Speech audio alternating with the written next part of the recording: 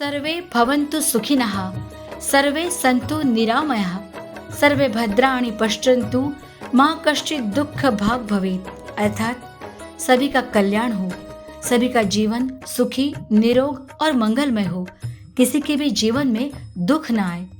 भारतीय संस्कृति द्वारा विश्व को दी गई इस उदात्त प्रार्थना को अपने जीवन कार्य का आधार मानकर विश्व कल्याण का संकल्प लेकर विविध, व्यापक और निरंतर कार्य करने वाले संत पुरुष है जगत गुरु श्रीमद् रामानंदाचार्य नरेंद्राचार्य जी। इन्हीं समस्या मार्गदर्शन कार्यक्रमों के चलते 17 अगस्त को पुणे के खराड़ी में स्थित महालक्ष्मी लॉन्स स्थान पर जगत गुरु श्री के दर्शन और उनके अनमोल मार्गदर्शन का लाभ प्राप्त करने के लिए हजारों श्रद्धालुओं का जन सैलाब उमड़ पड़ा था।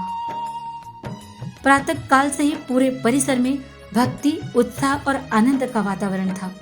अपने जीवन के प्रश्न सामने रखने के लिए, मन की व्यथा व्यक्त करने के लिए और जगत गुरु श्री के प्रत्यक्ष दर्शन कर उनका मार्गदर्शन प्राप्त करने के लिए हजारों श्रद्धालु उत्सुकता से प्रतीक्षा कर रहे थे। प्रातः 9 बजे जगत गुरु श्रीमद् रामानंदाचार्य नरेंद्राचार्य जी का कार्यक्रम स्थल पर शुभागमन होते ही पूरा परिसर आनंद से भर उठा। ढोल ताशों की गूंज, भक्तों का अपार उत्साह और जगत गुरु श्री के स्वागत के लिए उमड़ा श्रद्धा का जनसागर। मुख्य प्रवेश द्वार के पास पंचारती से जगत गुरु श्री का औक्षण कर उनका स्वागत किया गया। इसके पश्चात ढोल ताशों के मंगल निनाद और भक्तों के उत्स्फूर्त स्वागत के बीच भव्य शोभा यात्रा के साथ जगत गुरु श्री का संत पीठ पर आगमन हुआ। जगत गुरु श्री के संत पीठ पर विराजमान होने के पश्चात विधिवत उनका पाद्य पूजन और स्वागत आरती की गई। आरती के पश्चात जीवन को नई दृष्टि प्रदान करने वाला समस्या मार्गदर्शन का ज्ञानोत्सव प्रारंभ हुआ। गुरु हाच देव आहे, गुरूंपेक्षा देव मोठा नाही असं ज्याला वाटतं त्याच्या जन्माचं नेहमी कल्याण होतं। हे आपल्या संप्रदायाला सांगायची गरज नाही, कारण आपल्या संप्रदायाचा ती नीव आहे, म्हणजे कणा आहे। विशिष्ट अद्वैत सिद्धांत जो आपला आहे तो विशिष्ट अद्वैत सिद्धांत सांगतो 21व्या शतकामध्ये। कारण हा विशिष्ट अद्वैत सिद्धांत जो आहे तो प्रत्येक शतकामध्ये बदलत आलेला आहे, विकास होत आलेला आहे। 11व्या-12व्या शतकामध्ये हा विशिष्ट अद्वैत जो शंकराचार्यांनी सांगितला की विशिष्ट म्हणजे अद्वैत आहे म्हणून सांगितलं। भगवंत चराचरात आहे, त्यामध्ये द्वैत असण्याचा काही संबंधच नाही आहे, म्हणजे समज गैरसमज हा प्रकारच नाही आहे, एकदम बरोबर आहे। परंतु 11व्या-12व्या शतकामध्ये रामानुजाचार्य जन्माला आले आणि त्यांनी सांगितलं की विशिष्ट आहे, हे वेगळं आहे। काय वेगळं आहे तर तो शरीर आणि शरीरी हा त्यांचा सिद्धांत, म्हणजे तो भगवंत सर्वांची जी शरीर आहेत ते त्याचं घर आहे असा सिद्धांत मांडला 11व्या-12व्या शतकामध्ये। तोच सिद्धांत 13व्या-14व्या शतकामध्ये रामानंदाचार्य जी आले, ज्यांचा मी उत्तराधिकारी आहे, ते आले आणि ते म्हणाले की हा सिद्धांत जर कृतीत यायला पाहिजे असेल, जर त्याची सत्यता पाहायला पाहिजे असेल तर बेधुंद झालं पाहिजे, निर्लज्ज झालं पाहिजे आणि काय केलं पाहिजे, त्याला जाऊन झोंबलं पाहिजे। कशात? भक्तीनं। त्यांना म्हणजे कडकडून मिठी मारली पाहिजे। कशानं? तर भक्तीनं। आणि म्हणून भक्ती आंदोलन सुरू झालं आणि म्हणून आज भारत देशामध्ये जिकडे तिकडे बघाल तिकडे भक्ती संप्रदाय जे निर्माण झाले त्याचं कारणच ते। पूर्वी वेदांती संप्रदाय होते, तत्त्वज्ञानाची चर्चा होती आणि तत्त्वज्ञानाची चर्चा एका विशिष्ट चाकोरीमध्ये अडकून पडलेली होती।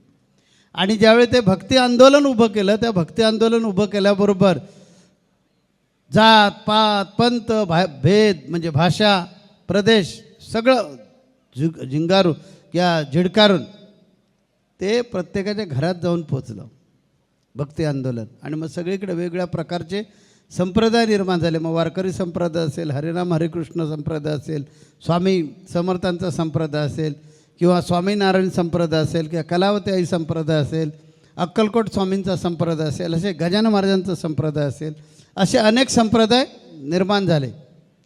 त्याचे मुख्य प्रवर्तक आहे आद्य जगद्गुरू रामानंदाचार्य। त्यांनी भक्तीला एक आंदोलन देऊन टाकलं।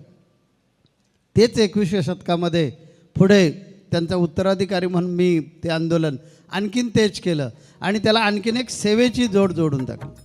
जीवन में समस्याएं क्यों आती है, उनके पीछे वास्तविक और वैज्ञानिक कारण क्या है, समस्याओं से घबराने के स्थान पर उनका सामना कैसे किया जाए, भावनाओं और वास्तविकता के बीच संतुलन कैसे बनाया जाए, अंधविश्वास और अवैज्ञानिक धारणाओं से स्वयं को कैसे दूर रखा जाए, विपरीत परिस्थितियों में भी जीवन के प्रति सकारात्मक दृष्टिकोण कैसे बनाए रखा जाए, ऐसे अनेक जीवन स्पर्शी विषयों पर जगत गुरु श्री ने उपस्थित श्रद्धालुओं को विज्ञान सम्मत और व्यावहारिक मार्गदर्शन किया। हजारों श्रद्धालुओं ने जगत गुरु श्री के दर्शन किए। किसी के मन में पारिवारिक प्रश्न थे तो किसी के सामने व्यावहारिक कठिनाइयां थी, किसी के जीवन पर निराशा की छाया थी तो किसी के मन में आध्यात्मिक जिज्ञासा भी जाग उठी थी। प्रत्येक के प्रश्न अलग थे, प्रत्येक की परिस्थितियां अलग थी, लेकिन प्रत्येक व्यक्ति को जगत गुरु श्री से मिल रही थी आत्मीयता भरी दृष्टि, सकारात्मक विचार और आगे बढ़ने की दिशा। जगत गुरु श्रीमद रामानंदाचार्य नरेंद्राचार्य जी हिंदू धर्म के सर्वोच्च धर्मपीठों में से एक प्रतिष्ठित पद पर विराजमान है, किंतु अपनी समस्या लेकर सामने आए किसी श्रद्धालु से संवाद करते समय पद की भव्यता पीछे रह जाती है और सामने प्रकट होती है परिवार के एक स्नेही, अनुभवी और मार्गदर्शक वरिष्ठ अभिभावक की आत्मीयता। श्रद्धालु क्या कह रहा है, उसकी पीड़ा क्या है, उसकी समस्या का मूल कारण वास्तव में कहाँ है, इन्हीं बातों को समझकर उसे उचित दिशा देने का प्रयास जगत गुरु श्री करते हैं। इसीलिए जगत गुरु श्री से प्रत्यक्ष संवाद के बाद श्रद्धालुओं के चेहरे पर एक अलग ही संतोष दिखाई देता है, क्योंकि अपनी समस्या कह देने से केवल मन ही हल्का नहीं होता, बल्कि उस समस्या को देखने की एक नई दृष्टि प्राप्त होती है।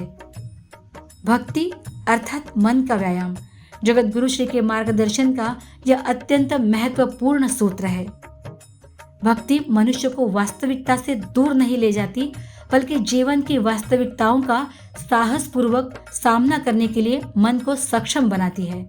इसलिए जगत गुरु श्री का मार्गदर्शन केवल किसी एक समस्या के समाधान तक सीमित नहीं रहता, वह मनुष्य को सिखाता है दुख के सामने टूटिए मत, समस्या से भागिए मत, अंधविश्वास का शिकार मत बनिए, उचित नियोजन कीजिए, सकारात्मक सोच रखिए, शास्त्र सम्मत भक्ति कीजिए और आत्मविश्वास के साथ जीवन का सामना कीजिए। आज जगत गुरु श्री के मार्गदर्शन से लाखों परिवारों को जीवन जीने की एक नई दिशा और सकारात्मक ऊर्जा प्राप्त हो रही है। अंधविश्वास के जाल में फंसने वाले असंख्य लोगों को उन्होंने शास्त्र सम्मत और विवेकपूर्ण भक्ति और अध्यात्म का मार्ग दिखाया है। इसके साथ ही प्रत्येक के अंतःकरण में एक व्यापक मानवतावादी विचार जागृत किया है। तुम जियो और दूसरों को भी जीने में सहायता करो। अपने जीवन को संवारते हुए किसी दूसरे के जीवन को भी सहारा देना, दुखी व्यक्ति के आंसुओं को यथासंभव पोंछने का प्रयास करना और अपने कर्मों के माध्यम से समाज के कल्याण के लिए खड़े रहना, यही इस कार्य की व्यापक दिशा है। दिन भर चले इस समस्या मार्गदर्शन और चरण दर्शन समारोह में हजारों श्रद्धालुओं ने सहभागिता ली, लेकिन यह केवल एक दिन का कार्यक्रम नहीं था। यह था निराशा से आशा की ओर, अंधविश्वास से विवेक की ओर, समस्या से समाधान की दिशा में और दुख से सकारात्मक जीवन की ओर ले जाने वाला मार्गदर्शन समारोह। सर्वे भवन्तु सुखिनः, सर्वे सन्तु निरामयाः।